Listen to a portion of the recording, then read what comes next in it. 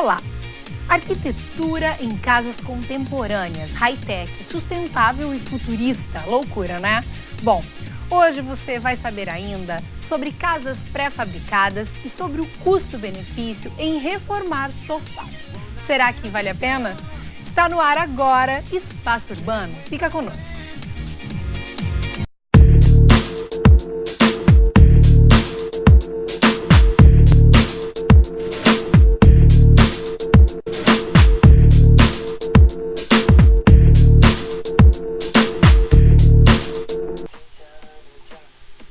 Boa noite. A arquitetura utilizada para casas contemporâneas engloba diversas tendências e técnicas. A arquitetura contemporânea é a sucessora da arquitetura moderna, englobando a pós-moderna, high-tech, sustentável e futurista. Veja agora uma casa que segue essa tendência e utiliza grandes aberturas, integrando áreas internas e externas. Hoje em dia, as construções já não possuem mais os mesmos traços. Se observa grandes diferenças, principalmente nas fachadas. Uma das principais características das casas contemporâneas é a estrutura constituída de formas essencialmente retas, sempre buscando formar quadrados e retângulos.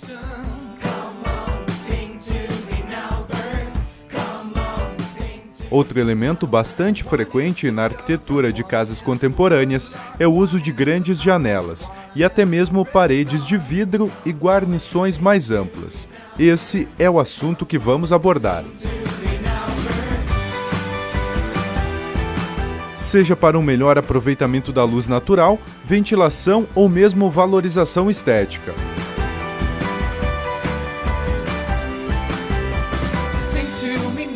Uma história aqui que eu sou a própria cliente da casa, então a ideia partiu já de muito estudo, né, de referenciais de arquitetura que a gente faz durante a graduação, durante o pós-mestrado, de olhar outros arquitetos que fazem esse tipo de esquadria, né, e que tiram partido disso.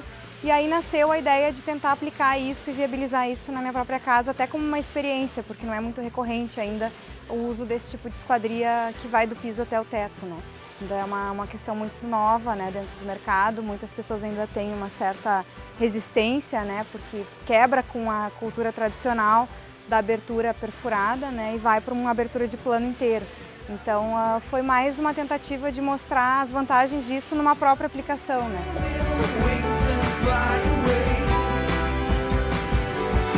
As vantagens são inúmeras, depende muito, obviamente, do gosto do cliente, mas aqui nessa proposta a gente queria muito a integração interior-exterior, né? Então nós queríamos poder sentar na sala e estar acompanhando o que nossa filha estava fazendo aqui fora, nós queríamos poder ter contato com quem chegava no portão, né? Uma visual mais rápida. Então para nós foi muito vantajoso isso que nos permitiu essa integração, né? Fora que aí tu não bloqueia mais a história da parede contínua, né? Então tu faz com que a casa seja vista mais como realmente as esquadrias, né? Elas se tornam exatamente um elemento de composição da parte externa e interna da residência, né? Então a gente tem essa ideia de continuidade também, entre exterior e interior, além do aspecto compositivo que gera na forma e na ocupação do espaço interno. As grandes janelas criam ambientes com ótimo aproveitamento da luz natural, o que representa menos gastos e também uma casa bem arejada e livre de umidade. A vantagem é justamente em função do conforto térmico e também estético, em função justamente dessa circulação tanto da insolação quanto da circulação de ar, que seria a ventilação, que possibilita diversas instalações para que ocorra a ventilação cruzada dentro das edificações.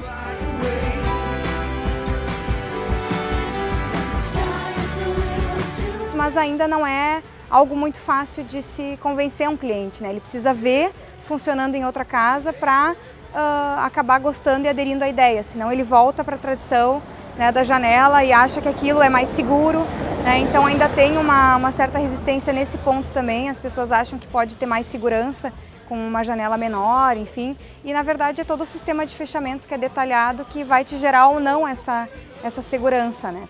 E a privacidade também é um outro aspecto que pode ser vantagem ou desvantagem, né? que é a questão, eu não quero os meus vidros todos, as pessoas me enxergando, né, quem passa na rua. Mas aí a gente tem os painéis que vão vedar isso quando a gente quer e vão abrir quando a gente também quer, né. Isso tem que ser introduzido de uma maneira delicada, em função de que inicialmente talvez haja alguma resistência, porém em função dos benefícios que essa instalação traz, as pessoas acabam simpatizando e aceitando justamente essa técnica em função do conforto e o bem-estar interno que a edificação, que esse sistema ele pode proporcionar.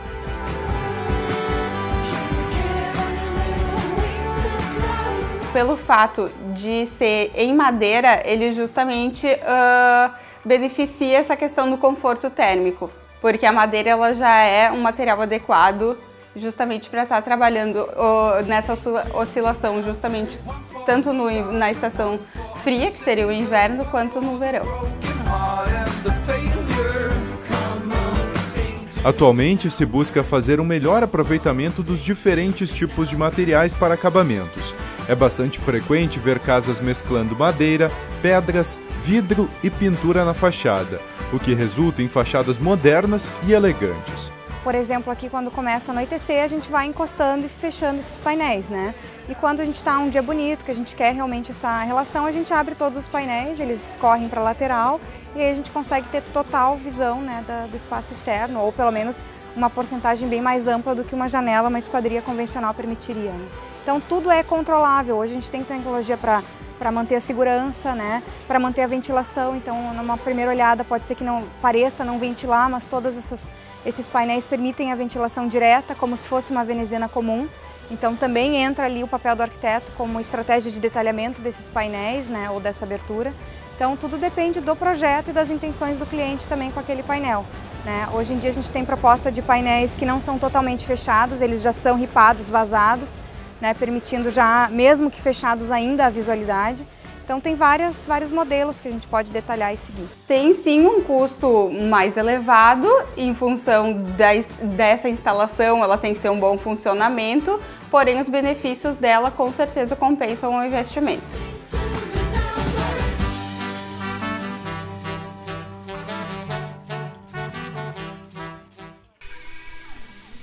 Linda, né? Bom, a seguir você vai ver um novo modelo de casa pré-fabricada que está sendo desenvolvida na Suécia. A gente já volta.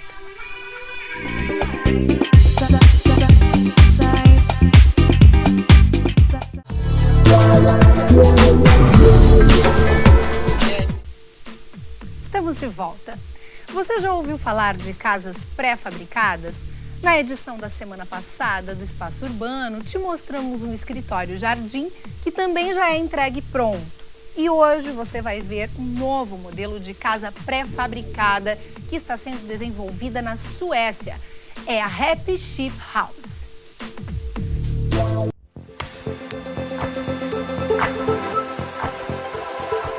Criadas nos anos 70, as casas pré-fabricadas dos subúrbios da Suécia não mudaram muito nas últimas 4 décadas. Agora elas ganharam um inimigo, o arquiteto Tommy Carlson.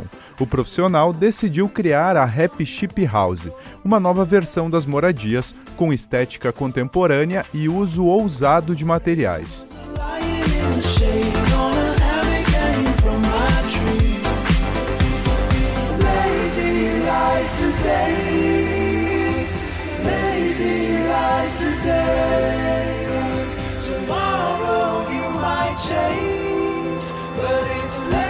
Tommy Carlson tirou a ideia do papel e construiu um protótipo de 110 metros quadrados com módulos pré-fabricados de madeira compensada. O material é abundante no mercado e também fácil de fabricar, especialmente na Suécia, país onde reside o arquiteto.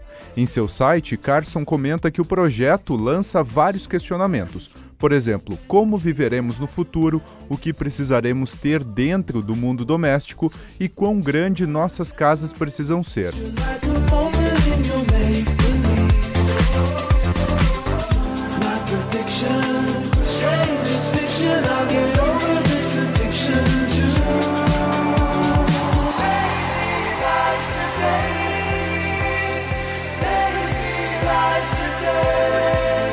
A A ideia é que as fachadas sejam revestidas com diferentes materiais ao gosto do morador.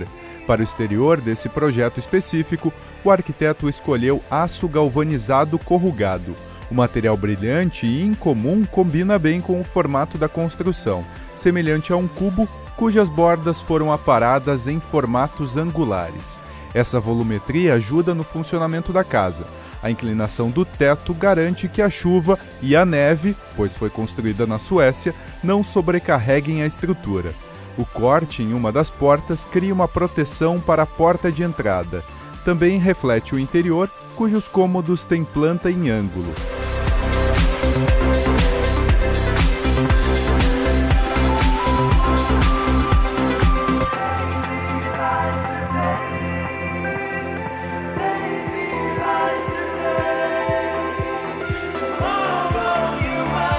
Dentro da moradia, pisos e divisórias são feitos com madeira compensada, mesmo material que reveste o pórtico.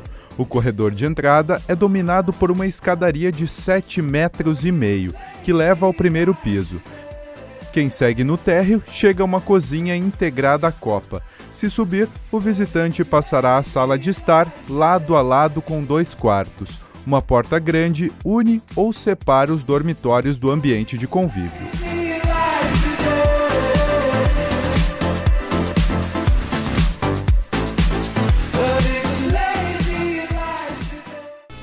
Legal, né? Depois do intervalo, as vantagens de reformar estofados.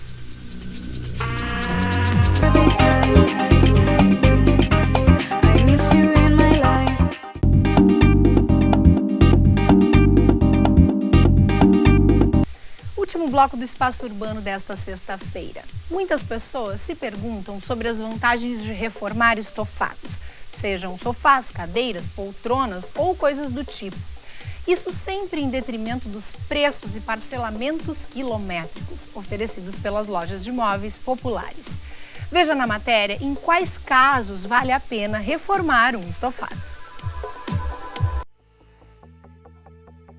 Seu estofado está desbotado, com problema estrutural ou danificado como esse em que o cliente esqueceu um ferro de passar ligado? Calma, não precisa se desesperar ou sair correndo para comprar outro. O problema tem solução. Você pode procurar um restaurador de estofados.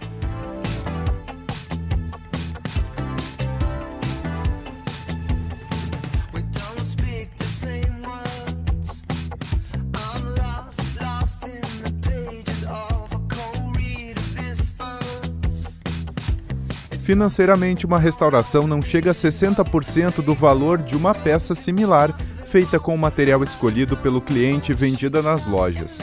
Em termos de estrutura, normalmente quanto mais antigo o estofado, maior é a qualidade estrutural. Isso acontece pois o mercado busca reduzir os preços de produção e para isso algumas vezes torna-se necessário o uso de matéria-prima mais barata e, consequentemente, muito menos durável. Na verdade, assim, ela veio crescendo de ano a ano, né? É uma coisa assim que vem vindo, assim, o pessoal está se conscientizando que tem coisas que são muito melhor, né? Aproveitar o que tem em casa, tipo estofado, um estofado antigo, uma coisa assim, do que muitos novos hoje. Porque pela matéria-prima, uma madeira boa, ou até mesmo um estofado que a pessoa se apega a ele, né? Venha de um mãe, tia, de alguém, né? Um familiar, alguma coisa assim, né? Os motivos que levam a pessoa a reformar um estofado são os mais variados. Não, isso tem vários, assim, ó. Muitas vezes o estofado não serve para a pessoa pela profundidade, tá? Dizendo assim, ó, se sente desconfortável, né? Ou altura, porque existem pessoas com mais altas, mais baixas, né? Então, dependendo disso aí, o pessoal senta mal, tá? Então, procuram fazer uma coisa dentro da medida deles, né? Aproveitam, às vezes, um sofá assim numa sala, um tamanho que não tenha, né? Então, tudo isso é uma coisa assim que o pessoal faz, né? Procura aproveitar ao máximo e dar um bom aproveitamento e fica realmente uma coisa de qualidade bastante boa.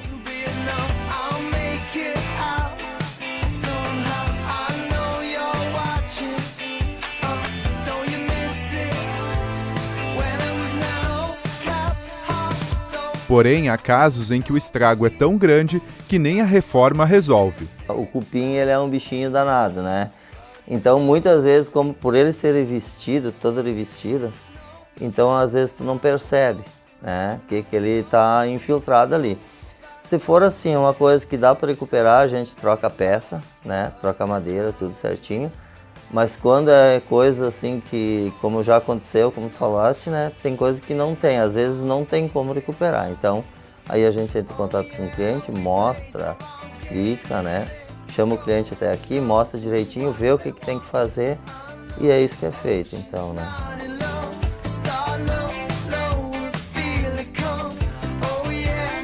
O seu Valezan ainda nos mostrou a diferença de espumas utilizadas em estofados novos. Alguns, como este, que está sendo reformado, tinha pedaços de espuma sobrepostos e ripas de madeira na estrutura. Com isso, precisou de reforço na estrutura e novo estofamento. Reforçamos essa parte, essa e essa, né? Que estava tudo bastante fraquinho.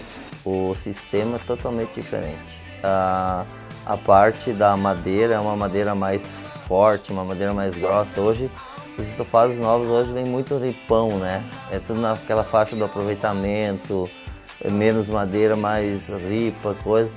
Isso é um fato. E outro detalhe também as espumas, né? Que o pessoal, assim, ó, vem procurando uma espuma qualidade mais superior ao que se compra, né? Então, tudo isso a gente consegue indicar, temos, né, amostra, uma coisa diferenciada, né? Um material diferenciado. Então, a saída é boa, tem boa procura.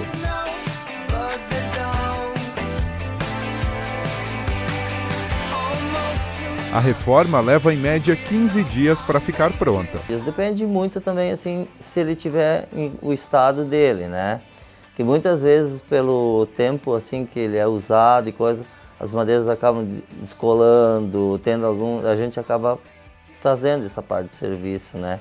Lastros e coisa, então às vezes demora 15 dias mais ou menos a média, 15, 20 dias. Isso aí não passa. Muito bem, Marcos Ruschel, bela matéria. Bom, o Espaço Urbano desta sexta fica por aqui. Obrigada pela sua companhia. E nós podemos nos encontrar também no nosso canal no YouTube /TV Univates, caso você tenha perdido alguma matéria ou queira conferir mais temáticas bacanas do nosso programa. Um ótimo final de semana e até sexta-feira que vem.